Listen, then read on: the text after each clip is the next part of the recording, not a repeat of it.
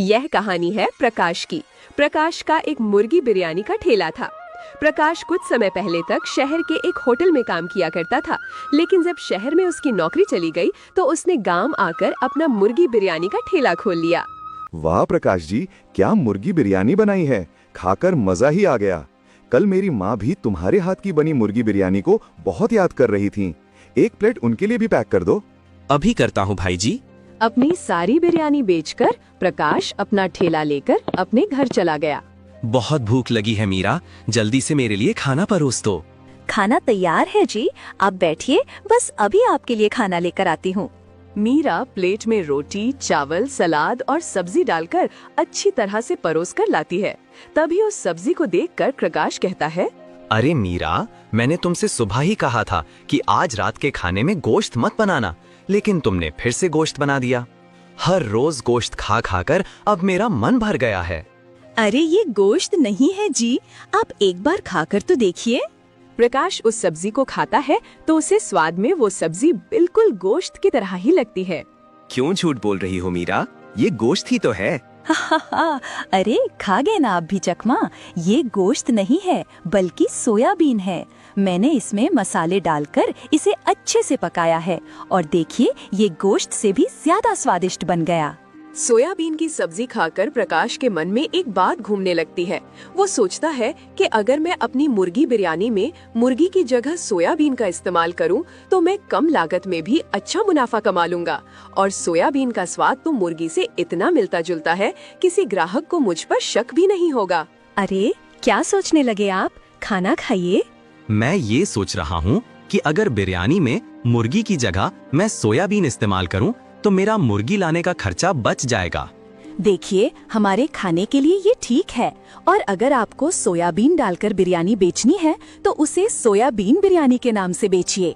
मुर्गी बिरयानी कहकर लोगों को सोयाबीन वाली बिरयानी मत खिलाइए।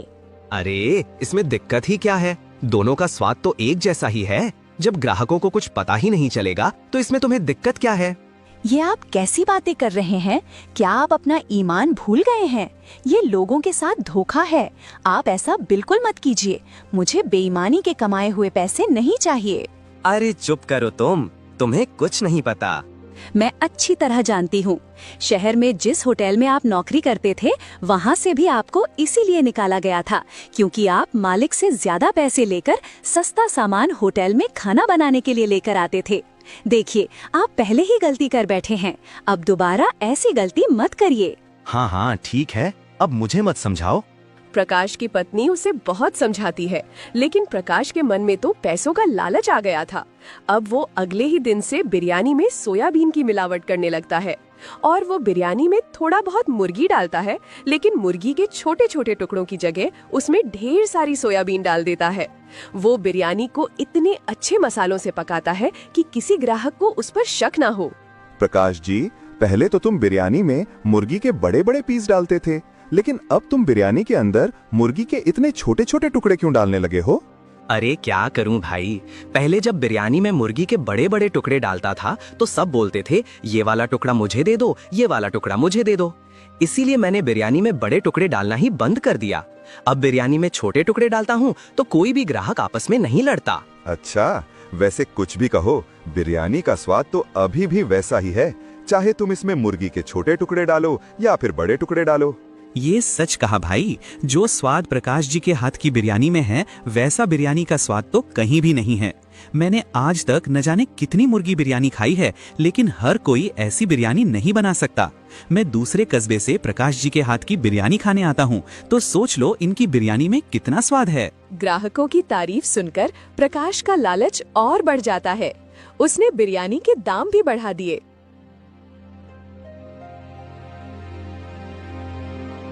ग्राहक अगले दिन वापस आते हैं तो देखते हैं प्रकाश ने तो बिरयानी के दाम ही बढ़ा दिए। तो प्रकाश से बोलते हैं, अरे ये क्या प्रकाश जी, कल हम लोगों ने आपकी बिरयानी की तारीफ क्या कर दी, आज आपने बिरयानी का दाम ही बढ़ा दिया। कैसी बात कर रहे हो भाई, आप तो जानते हो हर रोज गोश्त का दाम कैसे बढ़ता जा रहा है। बहुत दिनों से घाटे में जा रहा था, इसलिए आज दाम बढ़ाने का फैसला किया। अगर इस तरह गोश्त के दाम नहीं बढ़ते तो मैं कभी भी बिरयानी का दाम नहीं बढ़ाता। प्रकाश के ग्राहक उस पर भरोसा करते थे, इसीलिए उन्होंने प्रकाश की कही हुई ये बात भी मान ली। धीरे धीरे लालच के चक्कर में उसने अपनी मुर्गी बिरयानी में मुर्गी का तो नामो निशान ही खत्म कर दिया, लेकिन इस वजह से लोगों को उस पर शक होने लगा। क्या बात है प्रकाश जी, अब तुम्हारी मुर्गी बिरयानी में पहले जैसा स्वाद नहीं रहा। मुर्गी का जायका भी कुछ बदला बदला सा लग रहा है। इसे खाकर ऐसा नहीं लग रहा कि गोश्त वाली बिरयानी खा रहे हैं। लगता है भाई तुम्हारी तबीयत कुछ ठीक नहीं है, इसलिए तुम्हें इसके जायके का पता नहीं चल रहा है। नहीं प्रकाश जी, सिर्फ इसे ही नहीं, मुझे भी कुछ दिनों से तुम्हारी बिरयानी में मुर्गी का वो जायका नजर नहीं आ रहा है। सच कहूँ तो इससे अच्छी बिरयानी तो हमारे यहाँ चौराहे पर प्रेम बनाता है। अरे कैसी बात कर दी भाई, कहाँ उस प्रेम की बिरयानी और कहाँ मेरे हाथ की बनी बिरयानी। खैर, आपकी बातों पर मैं गौर करूंगा, बिरयानी को और अच्छे मसालों के साथ बनाने की कोशिश करूंगा।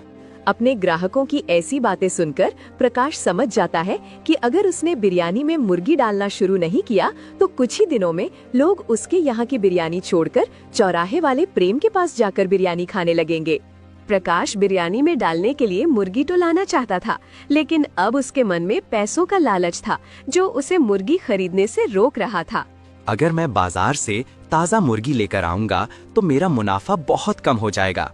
बाजार में ताज़ा मुर्गी बहुत ही महंगी मिलती है, लेकिन अगर मुर्गी नहीं लाया तो मेरे सारे ग्राहक टूट जाएंगे।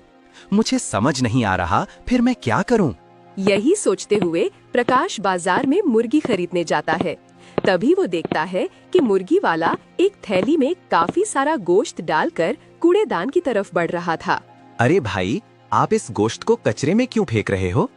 अरे भाई, ये गोश्त तो पुराना हो गया है, किसी को बेचूंगा तो खाकर उसकी तबीयत खराब हो जाएगी, इसलिए पहले ही अलग करके कूड़े में फेंक देता हूँ।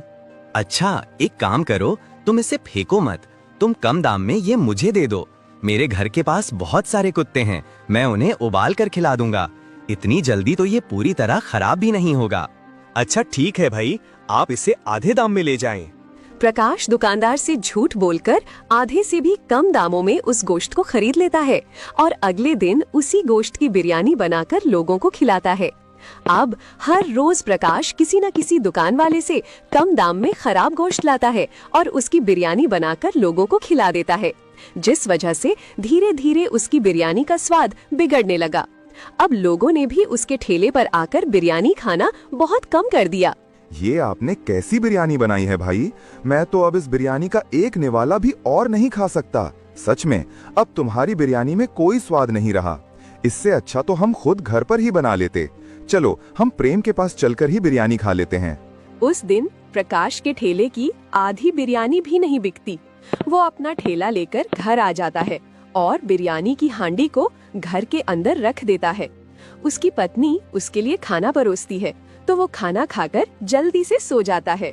मम्मी जी, ओ मम्मी जी, मेरा बिरयानी खाने का बहुत मन कर रहा है, मुझे बिरयानी खाने को दो ना। बेटा, मैंने तो बिरयानी नहीं बनाई, तेरे पिताजी के ठेले की हांडी वहाँ रखी है, जाकर देख ले उसके अंदर बिरयानी बची है क्या। प्रकाश का बेटा सोनू हांडी में देखता है तो उसे काफी सारी बिरयानी बची नजर आती है। मीरा हांडी में से बिरयानी निकालकर उसे खाने के लिए देती है। सोनू बड़ा ही खुश होकर बिरयानी खाता है, लेकिन बिरयानी खाने के थोड़ी ही देर बाद उसके पेट में अचानक दर्द उठता है। मीरा और प्रकाश उसे तुरंत लेकर डॉक्टर के पास जाते हैं। देखिए, खराब खाना खाने की वजह से आपके बेटे को फूड पॉइजनिंग हो गई है। अच्छा हुआ आप उसे समय पर मेरे अस्पताल में ले आए, वरना उसकी तबीयत बहुत ज्यादा खराब हो जाती। आप उसके खाने पीने का जरा ध्यान रखा कीजिए, बाहर का कुछ भी खाने पीने को मत दीजिए। लेकिन डॉक्टर साहब, मेरे बेटे ने तो बाहर का कुछ नहीं खाया। मेरे पति ने जो अपनी दुकान के लिए बिरयानी बनाई थी उसी में से बची हुई बिरयानी खाई है, शायद उसी से इसकी तबीयत खराब हुई है। हो सकता है कि वो बिरयानी खराब हो गई हो। आगे से जरा इसके खाने का ध्यान रखना। अभी आपके बेटे को ठीक होने में कुछ दिन का समय तो लगेगा। उन्हें ये सब बताकर डॉक्टर वहाँ से चले जाते हैं। तभी मीरा प्रकाश से कहती है, अरे, मैंने तो बिरयानी को सूंघ कर देखा था, महक तो बिल्कुल ताज़ा लग रही थी। सच सच बताइए, आपने बिरयानी में क्या मिलाया था? अपने बेटे की ऐसी हालत देखकर प्रकाश बहुत परेशान हो जाता है और वो मीरा को सब कुछ सच सच बता देता है। मैंने आपसे पहले ही कहा था, बेईमानी का एक भी पैसा इंसान को पचता नहीं है, लेकिन आपने मेरी कोई बात नहीं सुनी। अगर सोनू को अस्पताल लेकर आने में हमें थोड़ी देर हो जाती तो न जाने क्या हालत होती। मुझे अपनी गलती का एहसास हो गया मीरा। मैं चंद पैसों के लिए लोगों की सेहत के साथ जो खिलवाड़ कर रहा था, ऊपर वाले ने मुझे अच्छा सबक सिखाया।